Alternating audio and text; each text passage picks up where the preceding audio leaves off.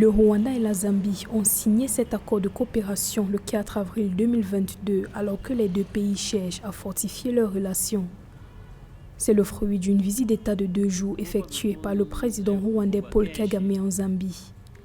Les échanges entre le président zambien Hakainde Hichilema et son homologue rwandais ont porté sur un partenariat accru dans les domaines de l'économie, de l'immigration et de la santé.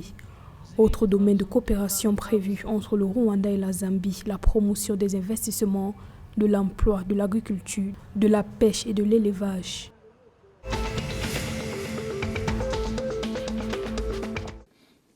Le président du Soudan du Sud, Salva Kiir, et le premier vice-président Riek Machar ont discuté le 4 avril 2022 de la composition de la structure de commandement unifié qui devrait accélérer le processus de paix dans le pays.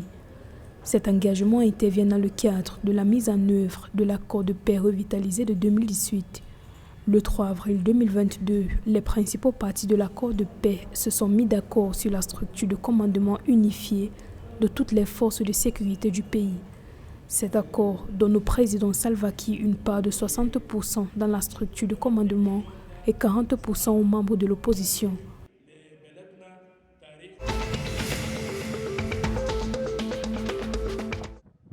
L'armée somalienne a neutralisé le 3 avril 2022 7 terroristes du groupe Al-Shabaab lors d'une opération près de la ville de Wassil, dans la région de Muduk.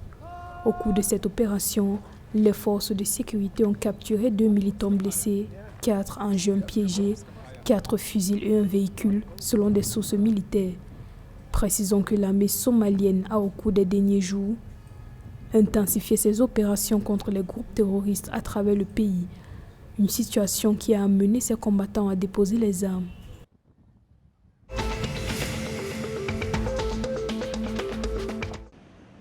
Le gouvernement rwandais prévoit le lancement d'une facilité de financement agricole de 350 millions de dollars. Une initiative qui devrait aider à faciliter les prêts à l'agriculture en fournissant aux agriculteurs du pays des prêts à moins de 10% de taux d'intérêt. Selon le Premier ministre Edouard Ngirente, ce projet contribuera à l'amélioration de la rentabilité des agriculteurs alors que les prêts à l'agriculture étaient facturés à des taux d'intérêt élevés d'environ 18% par an. Notons qu'au Rwanda, le secteur agricole ne reçoit que 5,2% du total des prêts décaissés par les institutions financières du pays. Le gouvernement vise à doubler ces prêts à 10,4% au profit du secteur d'ici 2024.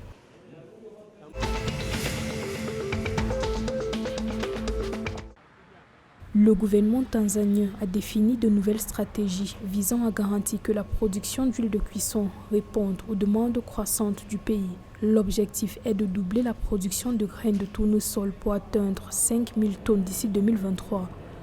Le ministère de l'Agriculture indique avoir distribué 2 000 tonnes de graines de tournesol au prix de 3 500 shillings le kilogramme dans le cadre d'un programme visant à autonomiser les agriculteurs du pays. Afin de rendre la production d'huile de cuisson plus compétitive, le gouvernement tanzanien opte pour une réduction de la taxe sur l'importation d'huile de palme brute ainsi que la suppression de la taxe sur la valeur ajoutée dans les industries de double raffinage du pays.